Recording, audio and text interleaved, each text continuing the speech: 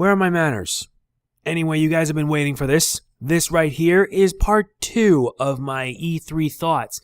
This one is going to be all Nintendo because there were so many games that they showed on Nintendo's Treehouse yesterday that, yeah, it took me some time to get everything ready. Not to mention, I had to list all the games that they showed off.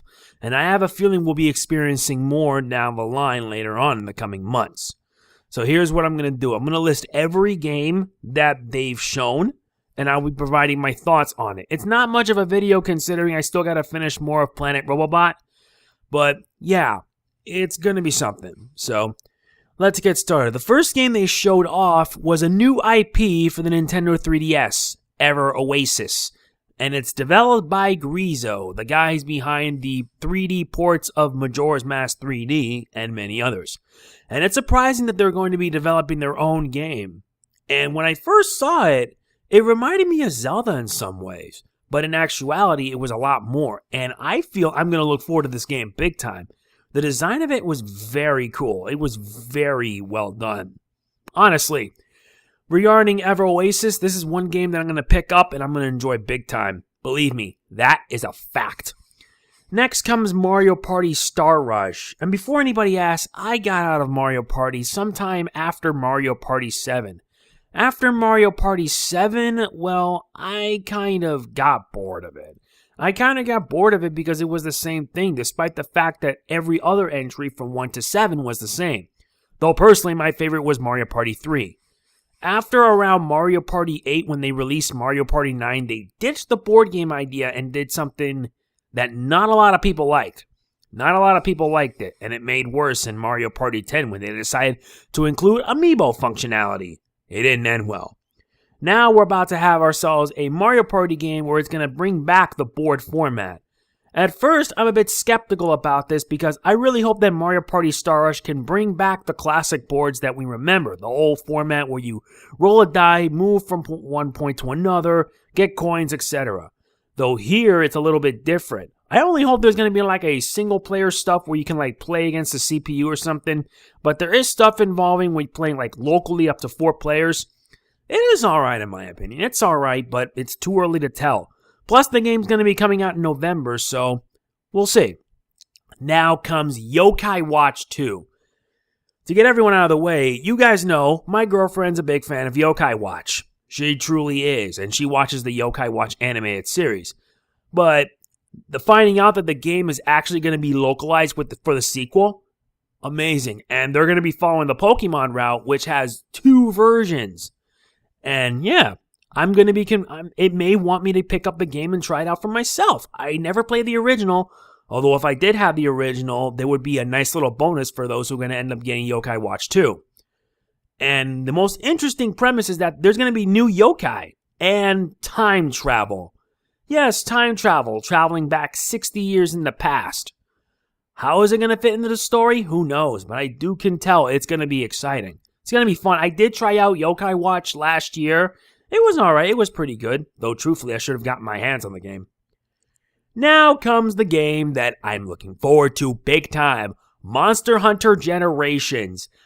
And just yesterday, I got my hands on an early access demo for the game. Footage of it is going to be up on YouTube today, so you better keep on the lookout for it. I tried out the demo. I saw the gameplay for Monster Hunter Generations. Oh my god, I am so hyped for this game. I am really, really hyped. I'm looking forward to getting it when it comes out next month. I really am. Especially since they're going to be involving new weapons, new gameplay styles, the works. It's going to be fantastic. I really loved it a lot. And they've also added a pre-order bonus if you did pre-order, or rather like a save bonus if you have the save for Monster Hunter 4 Ultimate. I have Monster Hunter 4 Ultimate. Only thing is that I never finished it. And I got to finish it whenever I can in preparation for Monster Hunter Generations. So with Monster Hunter Generations, I am really looking forward to this big time. And you guys know there's going to be demo gameplay of it coming today and tomorrow. Kirby Planet Robobot will be on hold while I get that ready. Now comes Pokemon Go. And I saw some of the footage that they showed with the demonstration. It's interesting. Interesting that Nintendo's actually going to be making a game involving your phone, and you get to go outside and find Pokemon. And the more the same Pokemon you catch, the more little candies that you get so you can level up your Pokemon and make them evolve. That's pretty interesting. A lot of us are going to have a lot of fun playing this. I mean it, there's going to be some really crazy stuff with Pokemon Go. It's coming out next month as a free-to-play game, and there's also one with Pokemon Go Plus, which is going to be $35. I may plan on getting it, but we're going to have to see to believe it. We're going to have to see, because I really am looking forward to it. Pokemon Go is going to be one fun game, and I'm going to be spending a lot of time catching Pokemon, training them. You get the idea. Next comes Dragon Quest VII Fragments of the Forgotten Past.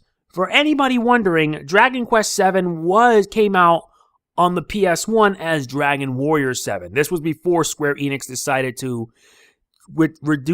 revert it back to Dragon Quest. And I never played any of the Dragon Quest games. None whatsoever. It makes me want to get back into it. And with Dragon Quest VII Fragments of the Forgotten Past, seeing the gameplay that they had, pretty good.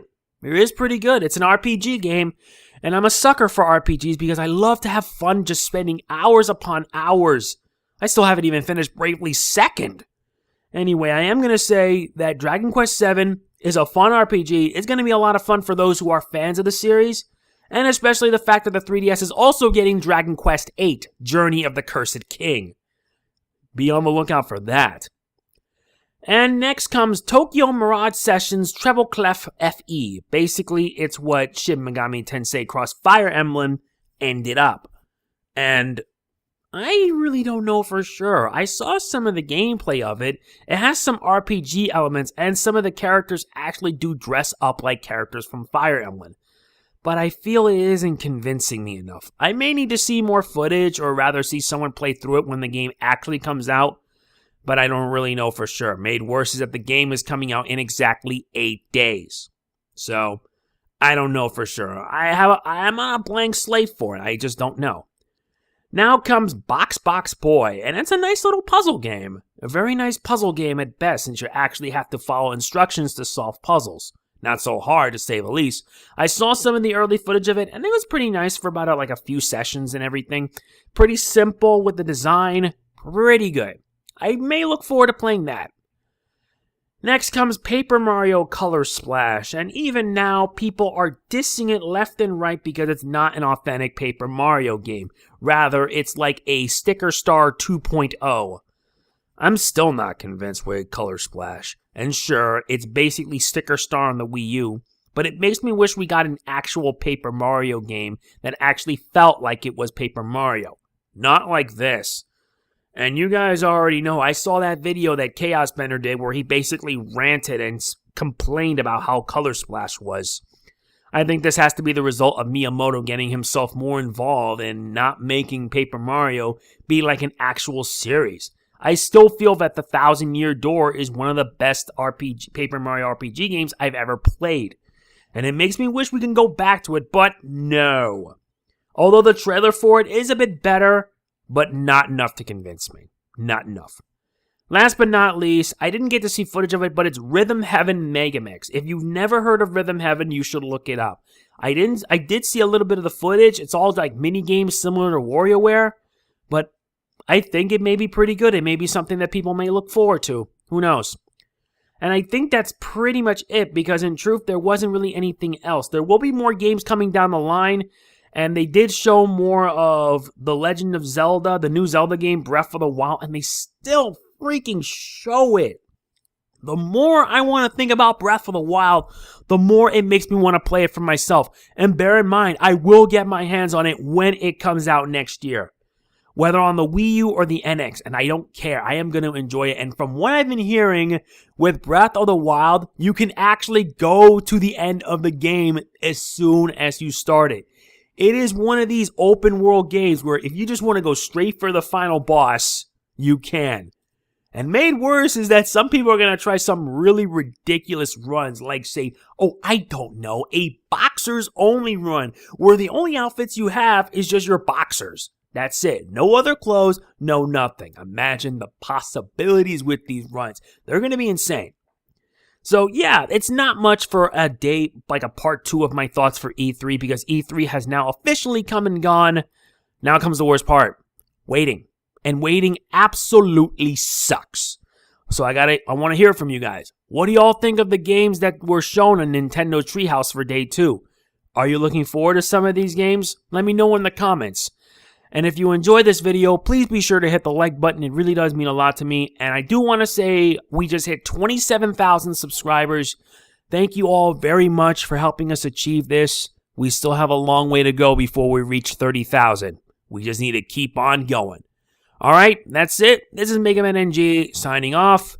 Peace out.